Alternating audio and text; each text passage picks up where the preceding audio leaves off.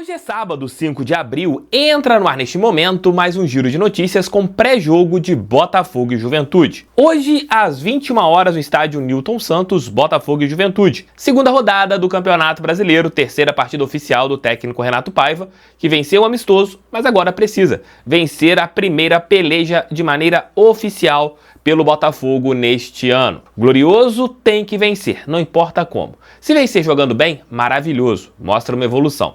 Mas se vencer jogando mal, não importa. Hoje a gente precisa destes 3 pontos para realmente a temporada começar de uma maneira positiva para o nosso Glorioso. Tudo, mas tudo mesmo em relação a Botafogo e Juventude nesse nosso pré-jogo. Roda a vinheta que daqui a pouco eu tô de volta.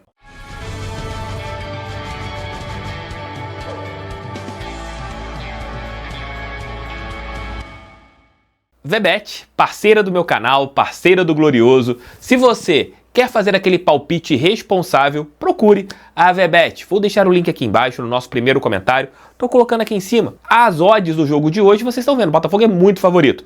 De repente, se você quiser ganhar um pouquinho a mais, às vezes você pode escolher ali quem vai fazer o gol do Botafogo, você pode palpitar no resultado da partida e você pode sempre com palpite responsável de R$10, R$5, aquele valor que não vai te fazer falta, escolher o melhor palpite para a partida de hoje do Glorioso. Como eu sempre vou em relação à vitória, vou colocando aqui uma vitória do Botafogo na peleja de hoje com esta odd que está ali bem favorável para o nosso clube. Pela VBET, o Glorioso é muito favorito para vencer a equipe do Juventude. Entre agora na VBET, jogando com responsabilidade, sabendo que você não terá nenhuma renda extra, sabendo que você não vai ficar rico, sabendo que você tem mais chances de errar do que acertar.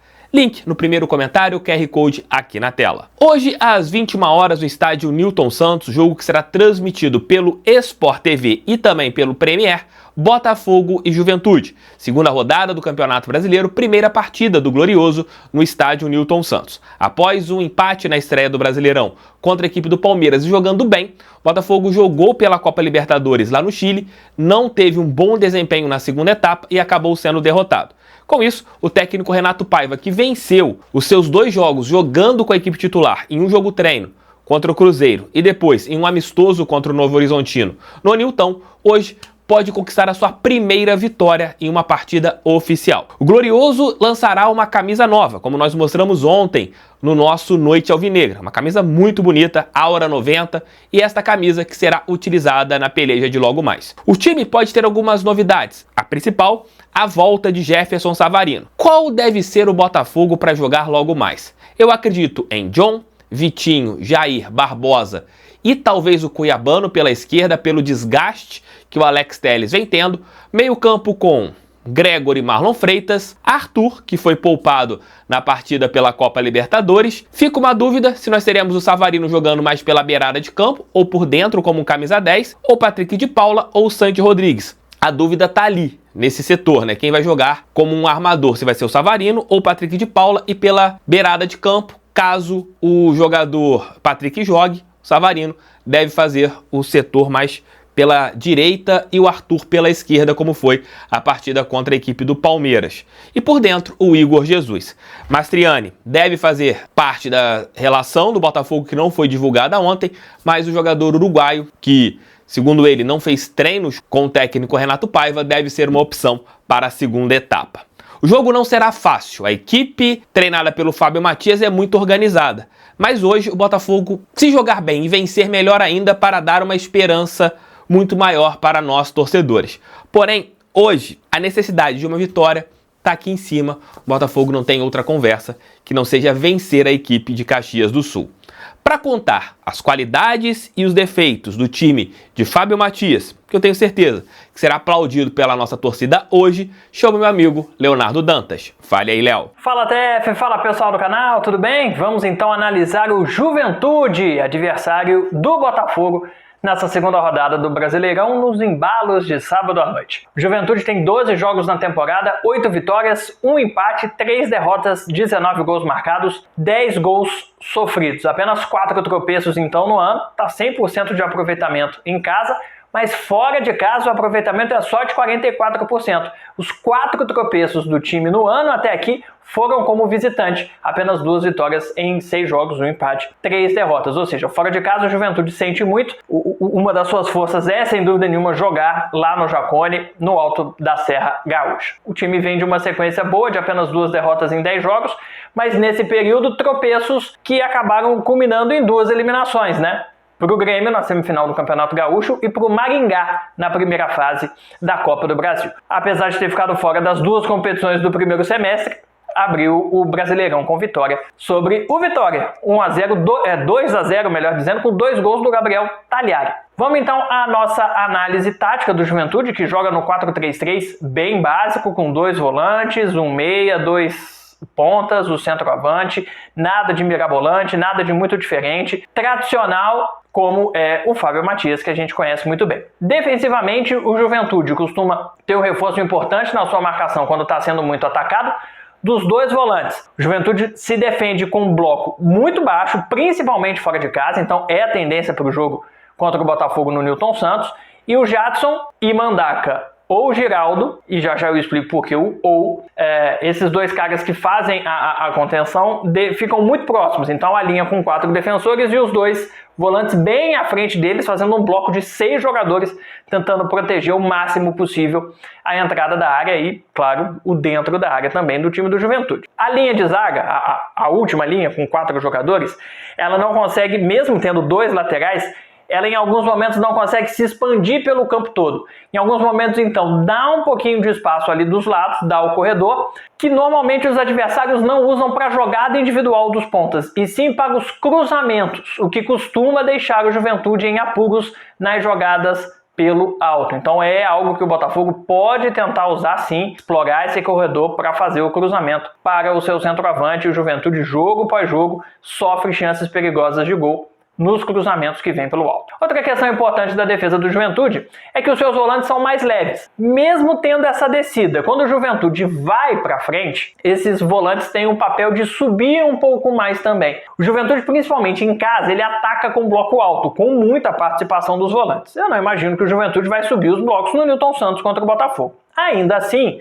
quando estiver saindo para o jogo, os volantes vão ter essa participação do toque, da qualidade de saída, é estilo desses volantes do time do Juventude, do Jadson, do Mandaca.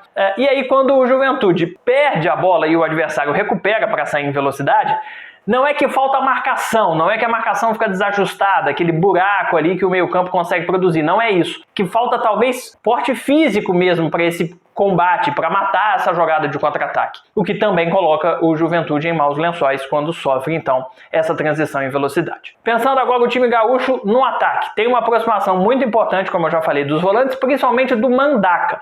O Mandaca é volante de origem, mas em muitos momentos do jogo ele atua como meia. E aí ele faz uma inversão com quem está jogando como meia.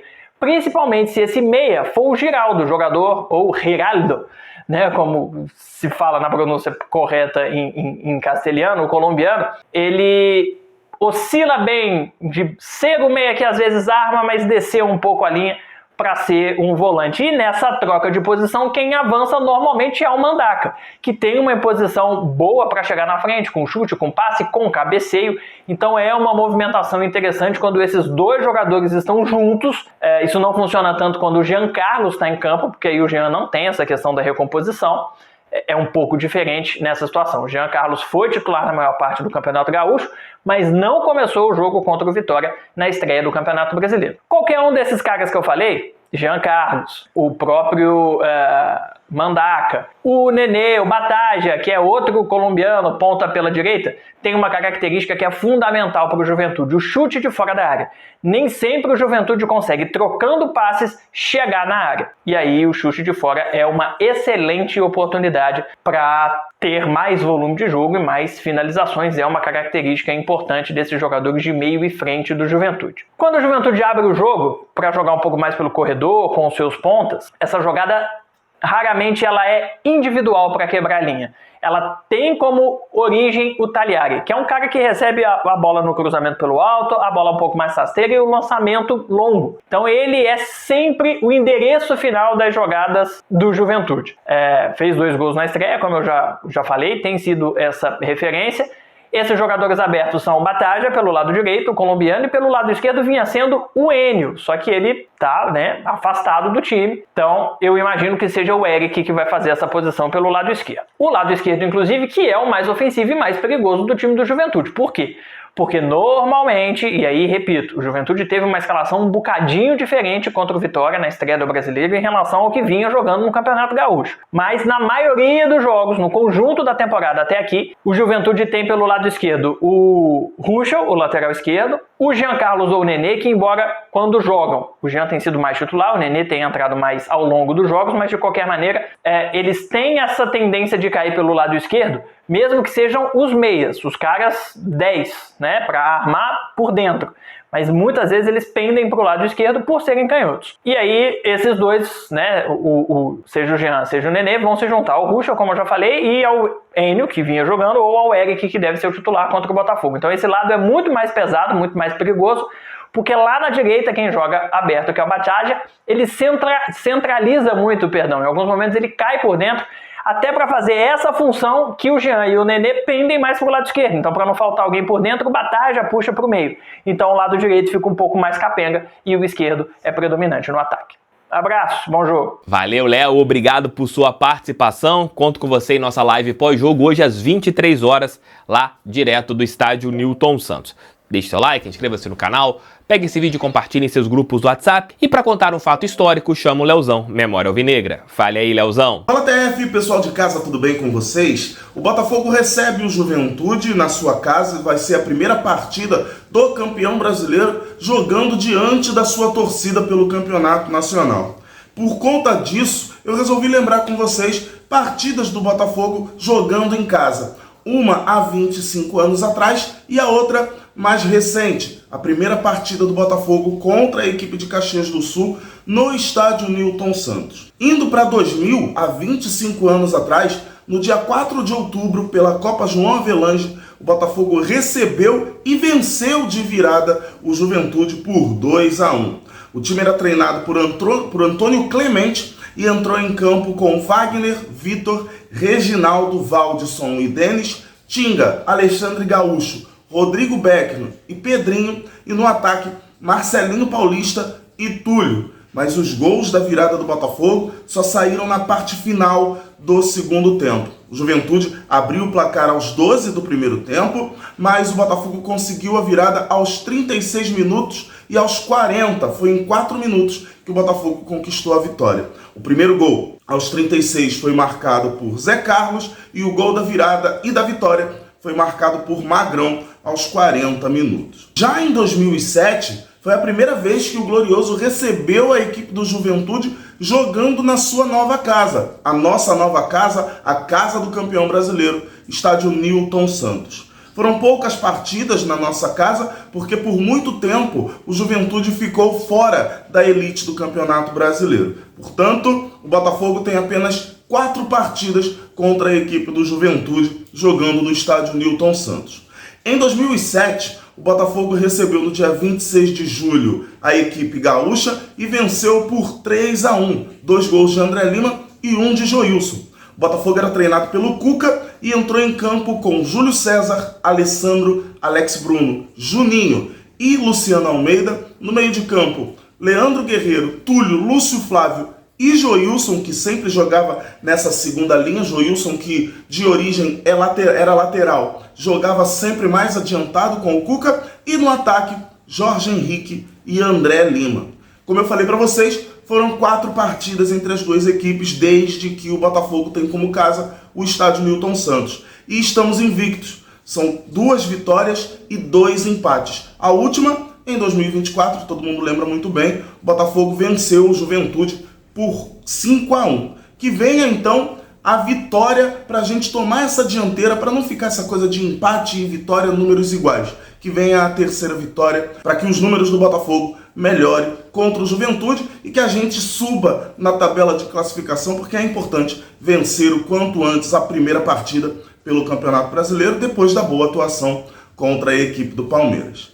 Espero que vocês tenham gostado dessa participação. Um grande abraço para vocês. Valeu. Fui. Valeu, Leozão. Obrigado, meu amigo. Conto com você em nossa live pós-jogo lá do Newton. Galera, é fazer o suficiente para vencer. Time por time, Botafogo tem muito mais que a equipe do Juventude. Mas como o Léo Dantas mostrou, é um time que fez um ótimo campeonato gaúcho, poderia ter ido para a final, foi prejudicado contra o Grêmio, e a gente não vai estar pegando uma galinha morta. O Juventude, na minha opinião, é melhor que a equipe da Laú. E o Botafogo, para vencer, tem que ter concentração, não pode achar que vai ganhar a qualquer momento. Tem que jogar concentrado o jogo todo, só assim para a gente conseguir esses 3 pontos que são importantíssimos em nossos sonhos. É hora da vitória. Tamo juntos, beijos. Se não acontecer nada hoje, volto apenas às 23 horas lá do Newton com a nossa live pós-jogo. Se acontecer alguma coisa, claro, volto antes, como a gente sempre faz aqui no canal. Acompanhe minhas redes sociais. Tamo juntos, fogo neles. Beijos e até mais tarde. Valeu, fui. Fogo!